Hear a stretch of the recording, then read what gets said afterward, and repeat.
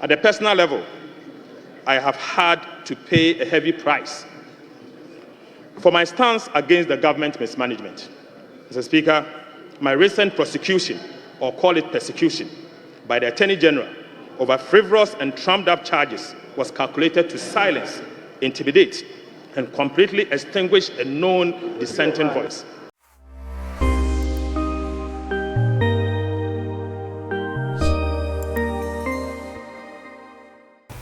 Forson, ye minority leader say, what to be the amane Godfred Odame. Nene the final day was a parliamentary breaky. Until call parliament and speaker Babin Emma Forson, both Forson, and Afenyo marking time so ubia ankasa na Oma until Forson didn't kakasa into Oma Forson the chance on Casano. Oguso or canning semina or de a be money a ye Godfred Dame. Obekaya Godfred Dame the call court, Jack Pansen Semno and some by last year, so Ubia in this year. Godfred Dame a try so be influence Jack Pa a recorder and any nonsense in Name speaker backbone Emma at force in time parliament on Cassan on final words in Tuja and sign a dissolve a parliament and some say no kai. Out to be the money a year Godfred Odame. Aha PAA KWESI TV. You better also subscribe. You no subscribe. Say be the betum biano. Unsa ebetumiaka. Right, Honorable Speaker.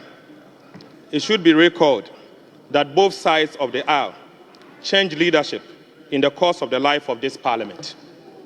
On behalf of colleagues, we pay tribute to the leadership which started this journey. Mr. Speaker, we pay tribute to Honorable Osei Chairman Sabonsu, the former majority leader. We also pay tribute to Honorable Haruna Idrusu, the former minority leader. Honorable James Kluche Aveji, the former deputy minority leader. Honorable Muntaka Mobarak, former minority chief whip. Right, Honorable Speaker, every chapter of this journey has been marked by its own twist, turns, highs and lows. But in the end, the NDC Minority Caucus delivered and lived up to the expectation of the people. As we reflect on the years, we are reminded of the truth that all things, both good and difficult, have a beginning and an end. Mr. Speaker, as we draw the curtain of this distinguished Parliament, we cannot help but to give thanks to the Almighty God for his guidance and grace throughout this tenure, throughout our tenure. His hands has carried us through every storm and the challenges. We also extend our sincere appreciation to you, Right Honorable Speaker Alban Sumana Kingsford Bagbin, for your exemplary leadership and unwavering direction. You came after a long tradition of competent speakers. However, none of your forebears were burdened with a hung parliament such as yours. You were the first speaker elected from a party that is not in government, but you were well prepared for it. From your days, Mr. Speaker, as a minority leader, a majority leader, and a deputy speaker. Your wisdom, patience, and calmness, even under pressure, have been an anchor for this House, especially during turbulent times. Your ability to manage this Parliament with fairness, even in most challenging circumstances, has made you an outstanding statesman. To the members of the NDC Minority Caucus that briefly became the Majority Caucus, I express my profound gratitude for the support and cooperation that I, along with my colleagues in leadership, received from you over the past 2 years. Together, we have achieved numerous milestones, and I'm confident that history will be kind to us for our collective efforts. At the stroke of midnight today, the NDC caucus will re-enter this chamber with a strength of an unprecedented 2/3 majority. Mr. Speaker, this, I believe, serves as a timely reminder to the political class that the people of Ghana reward hard work, dedication, and true love for country. Right Honorable Speaker, this 8th Parliament has indeed been historic in many respects. For the first time under the Fourth Republic, we witnessed a Parliament that was evenly split, with each of the political parties securing 137 members each. We also saw 40 female members of Parliament equally distributed across the political parties. One independent member of Parliament who serves as the second Deputy Speaker, and a Speaker who hails from the opposition. This, in every sense, Mr. Speaker, gave us the first-hung Parliament of the Republic of Ghana. Honorable colleagues, let us be proud to be part of this historic Parliament. From the very start, the stage was set for a roller coaster journey, particularly during the election of the Speaker. That fateful night kept the nation on edge, with many fearing for the safety of our democracy. That event that unfolded, climaxed by the regrettable and unwarranted military invasion of this august House, will remain a blot on Ghana's democratic history. Mr. Speaker, we pray that such a moment is never repeated. Yet, Mr. Speaker, from the dark night emerged a bright dawn. A new Parliament under the Speaker, who is not from the ruling party, the first of its kind in Ghana's history. Mr. Speaker, despite facing significant challenges, this House has remained steadfast, navigating many turbulent waters, including certain actions by some members that sought to undermine the independence and authority of Parliament as a co-equal branch of government. Right Honorable Speaker, while many hope that this Parliament would usher in a new era of collaboration for the national good, some fear that it would deepen political divisions. Nonetheless, I can confidently say that the NDC caucus has consistently upheld the supreme national interest in everything we did. At every turn, we had been guided by one principle: to do what is right for the people of Ghana. Mr. Speaker, every policy or action every policy or action of government that we criticized, we complemented with superior, constructive, and alternative proposals. Although, Mr. Speaker, our views were often ignored, times has proven that many of the positions we took on critical national issues were correct. Right Honorable Speaker, one of the most significant and fiercely debate we witnessed in this Parliament was the protracted struggle over the electronic transfer levy bill, the famous e-levy. The NDC minority stood firm with the people of Ghana against this unpopular tax, while our colleagues on the other side supported it. Right Honorable Speaker, despite the strong resistance from within and outside this chamber, the e-levy was foisted on the people of Ghana. Mr. Speaker, we raised alarms also about multitude of new taxes imposed on the people of Ghana. In fact, over 40 in total that burdened the people of Ghana and stifled business growth. At the same time, we witnessed proposals that was supposed to grant $450 million in tax exemptions to crony businesses. In the spirit of patriotism, Mr. Speaker, we demanded justification of this request, especially as Ghanaians continue to suffer from extreme hardship. Right Honorable Speaker, I believe that posterity will surely vindicate our warnings regarding the reckless borrowings and economic mismanagement under the President Akufo-Addo and Alhaji Bawumia's government. Records available to this House shows clearly that, Mr. Speaker, some individuals in government profited to the tune of $159.3 million in transaction advisory fees, whilst the country was saddled with an unsustainable public debt. We also spoke out against the mismanagement of the central bank, which led to the negative equity of $55.1 billion Ghana cedis in 2022, and a cumulative loss of 71.3 billion Ghana cedis between 2022 and 2023. Mr. Speaker, as a result, the Bank of Ghana became policy insolvent by end of year 2023. Mr. Speaker, the illegal printing of money at the Bank of Ghana to finance government expenditure contributed to the inflationary crisis we saw. That resulted in over 850,000 Ghanaians falling into extreme poverty. Mr. Speaker, the management of the central bank also illegally wrote off approximately 48 billion Ghana cedis of government indebtedness without parliamentary approval in a blatant disregard to the Public Financial Management Act, Act 921.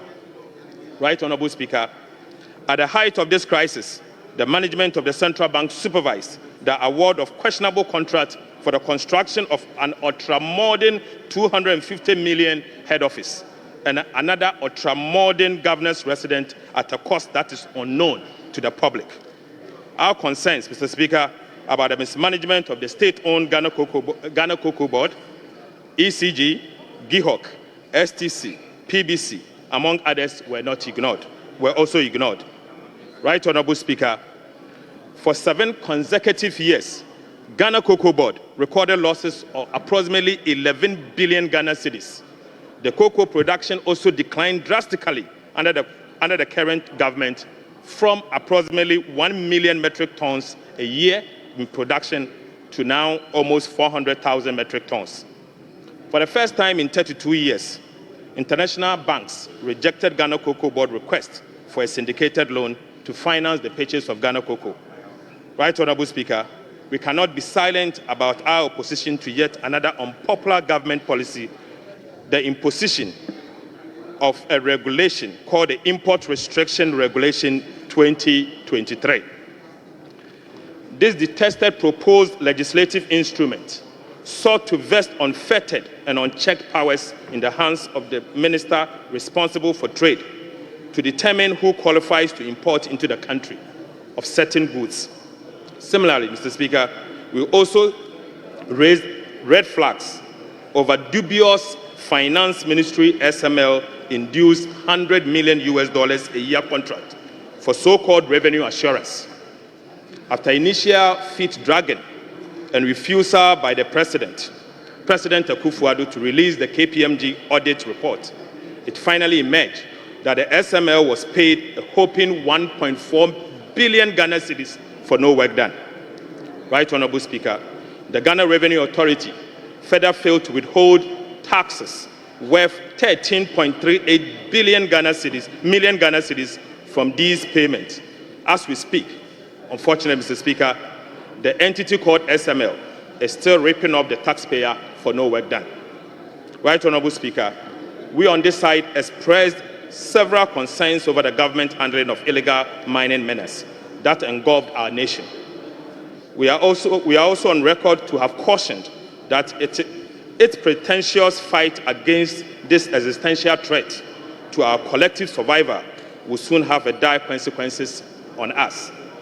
Amid this facade of the fight, right, Honorable Speaker, high-ranking government officials, NPP functionaries, were accused by the then Cabinet Minister, Professor Frimpong Boateng, of promoting and engaging in illegal mining. Mr. Speaker, Galamsey later became a free-for-all enterprise involving MMDCs and other party functionaries. The records will bear us out that we on this side call for an honest, responsive approach to this menace, found on strict application to the law. No matter whose ox is God. Right, Honorable Speaker, again, our concerns were ignored. The scale of corruption and waste during this period has been staggering, alarming, and heart-wrenching. Mr. Speaker, the more we on this side spoke out, the more corruption and wastage festered. Promoting this as a result prompted the Catholic Bishop Conference to decry and describe the situation as a massive, uncontrolled corruption under this administration. Mr. Speaker, scandals became a daily occurrence as we were treated to blatant abuse of office and plundered the public funds. Right, Honorable Speaker, we also saw a misuse of COVID-19 funds. The malfeasance that characterized the 13th African Games, the 500 million Ghana cedis National Service Ghost Names scandal. We saw the brazen attempt to shell out state hotels to a cabinet minister and free-for-all grabbing of state lands are, Mr. Speaker, but very few that we need to mention. Right Honorable Speaker, we also had to contend with the erosion of the independence of critical state institutions. Many of these institutions were filled with partisan elements who undermined due process to please the regime in power. So, Speaker, journalists who exposed corruptions were subjected to brutal crackdown and dissenting voices and were silenced. Right Honorable Speaker, the silence, the insistence of the Electoral Commission of Ghana to adopt the Ghana card as the sole document of the registration for the registration of voters, even though millions of Ghanaians were yet to be issued their Ghana cards by the National Identification Authority, cannot escape mention. After eventual yielding to the resistance from the gallant NDC Minority Caucus, the Electoral Commission decided to conduct voter registration exercise solely at its district offices instead of the designated polling stations. But for our voices, Mr. Speaker, that were heard loud on these matters, the Electoral Commission would have succeeded in denying millions of Ghanaians their right to register and vote. The Electoral Commission was once again forced to beat a retreat on its popular decision to outlaw the use of indelible ink during the 2024 general elections. In all of these instances, our vigilance, insistence, and accountability saved Ghana's democracy. Right Honorable Speaker, the past 8 years have been tough for all of us, a lesson on how not to govern a country, and in fact, a lesson on how not to run an economy. In the end, the crushing defeat the NPP suffered in the just-ended elections is a clear message from Ghanaians that they will not tolerate any such level of poor governance and mismanagement. Mr. Speaker, it is deeply concerning that those who oversaw such disastrous performance in government would have the audacity to adorn themselves with accolades to the chagrin of the people of Ghana. Right Honorable Speaker, I was surprised to see some of them being awarded with highest state honors. Right Honorable Speaker, at the personal level, I have had to pay a heavy price for my stance against the government mismanagement. Mr. Speaker, my recent prosecution, or call it persecution, by the Attorney General over frivolous and trumped-up charges was calculated to silence, intimidate, and completely extinguish a known dissenting voice. Right Honorable Speaker, my crime, Mr. Speaker, was that I sounded alarm bells on an economy that was being mismanaged and ruined by an act and omissions of a select few in government. The fact that my prosecution began in the wake of the tussle over e-levy should not be lost on anyone, that I became an instant target for the regime. Mr. Speaker, I was charged on the Christmas Eve, a few days after the rejection of the e-levy and the 2022 budget. Right Honorable Speaker, from that point, the Attorney General and the Minister responsible for Justice, Godfred, in whom the prosecutorial powers of the state is vested, was determined to deploy all crude tactics, including the use of subterfuge, to achieve his ends of malicious prosecution just to satisfy the regime.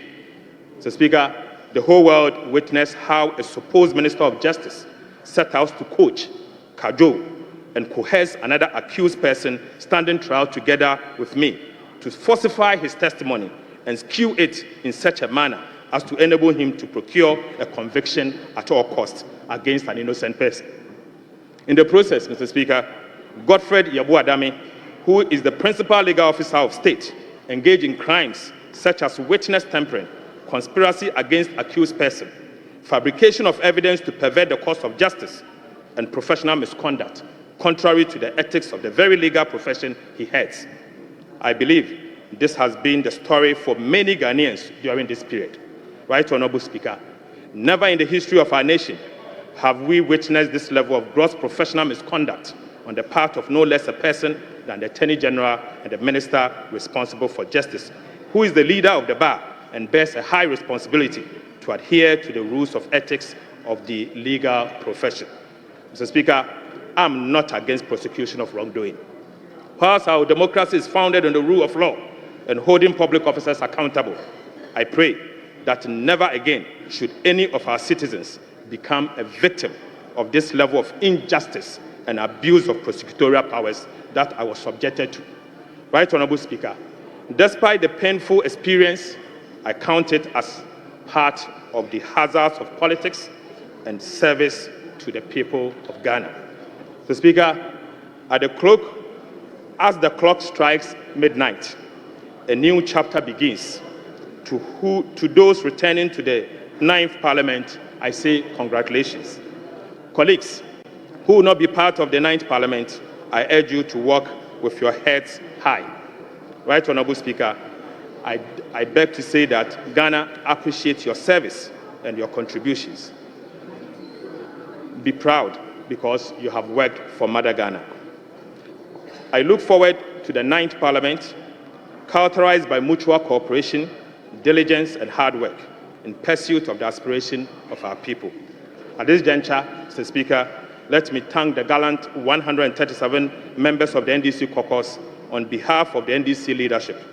Special thanks goes to Honorable Emmanuel Ama Kofibua, the Deputy Minority Leader, Honorable Govins Kwame Abuja, the Minority Chief Whip, Honorable Ahmed Ibrahim, the First Deputy Whip, Honorable Comfort Doyo, the Second Deputy Whip, chairpersons and ranking members from the NDC caucus, the Speaker, the backbench of the NDC Minority Caucus. And let me also thank the Honorable Collins Dauda, the one who has contested every single election since 1992, for his hard work and dedication to democracy. Mr. Speaker, colleagues, aside our disagreement, there were moments of cooperation across the aisle. I want to use this opportunity to thank all members of the 8th Parliament. To the Parliamentary Service, thank you for your hard work. To the Parliamentary Press Corps, what could we have done without you? You have been an amazing group of people that we cannot stop but to thank you. Thank you once again.